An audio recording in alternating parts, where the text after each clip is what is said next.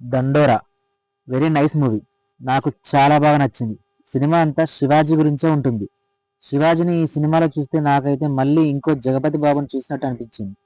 So కథ విషయానికి వస్తే కులం లుల్లి. ఈ కులం లుల్లి ఏంటంటే ఊళ్ళో వాళ్ళు చనిపోతే దహనం చేసే కాడి నుంచి సినిమా స్టార్ట్ అవుద్ది. అయితే సీన్ మొదట్లోనే శివాజీ చనిపోయే సీన్ నుంచి మొదలవుతుంది. మూవీ చాలా బాగుంది. శివాజీని ఎక్కడ దహనం చేయాలి అనే టాపిక్ నుంచి మొదలవుద్ది. తర్వాత మధ్యలో లవ్ స్టోరీ. ఆ లవ్ స్టోరీలో కూడా మళ్ళీ కులహత్య దాని గురించే ఉంటుంది. దాని తర్వాత శివాజీ కూతురు చనిపోతుంది. ఆ తర్వాత శివాజీ రియలైజ్ అయి తను చంపకపోయినా మా కులపోళ్ళందరం కలిసి చంపేశామని ఒప్పుకుంటాడు. ఆ సీన్తో సినిమా వేరే లెవెల్కి వెళ్ళిపోతుంది. ఆ తర్వాత ఏం జరిగింది అనేది తెరపైనే చూడాలి.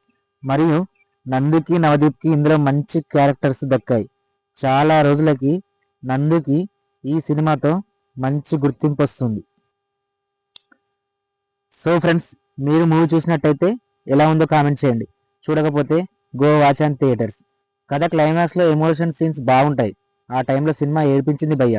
ఈ సినిమాకి ఖచ్చితంగా బలగమంత ఫేమ్ రావాలి. సో ఫ్రెండ్స్, ఈ వీడియో కనుక మీకు నచ్చినట్టయితే లైక్, షేర్, కామెంట్ చేయండి.